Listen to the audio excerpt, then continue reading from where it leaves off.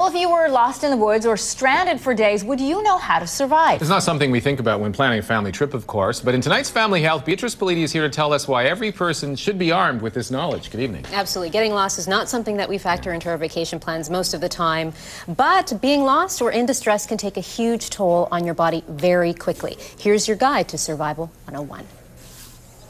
Rita Bush says her blueberry picking days are over. You keep thinking the berries are better on the next ridge, and you keep going. After a while, I was completely lost.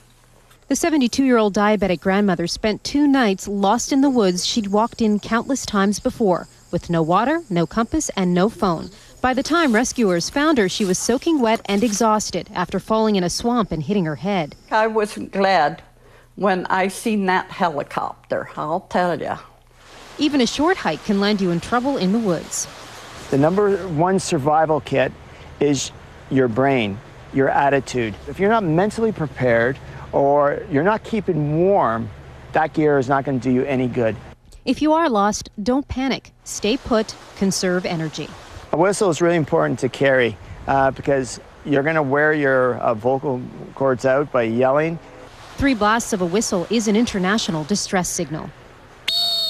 The greatest danger you face is hypothermia and exposure to the elements, so you need shelter. Even in the summer, the weather can get wet and cold. Protect yourself from the cold ground, conduction. Protect yourself from the wind, convection. You could use an orange garbage bag as a jacket or drape it over a fallen tree and stay underneath. You'll also need fire. A flint, striking it with a knife. You can use also waterproof matches, a lighter. The fire isn't just for warmth. Then you can boil water and stave off dehydration. Believe it or not, food is your last priority. The elements and a lack of fluids will wear you down sooner. Clearly, the most important thing is to be prepared. Take a backpack with you that has a compass, first aid kit, water, rain gear, even if you don't think you need it. Remember, you need to be found. So even if you don't want to be reachable, take your cell phone or take a satellite phone so if something happens, you can actually call for help. Well, you know what's interesting here is that we spend so much time planning our family vacations, going to the cottage, you load up the car, here's the checklist, and then more than ever, hiking is part of those trips, and as Rita can tell you, you better plan for those hikes too. Absolutely. Most of us let our family know when we take flights, when we're going to be home for that family dinner. And with hiking, it's the same sort of thing. You should get a map, figure out what your route is, and tell other people where you're going and when you expect to be back, because then less time is wasted trying to figure out if you're missing or not.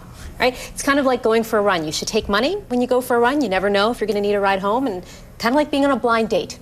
Tell somebody, you never know when you need to be rescued. Right? Good advice. Survival 101 on all levels here in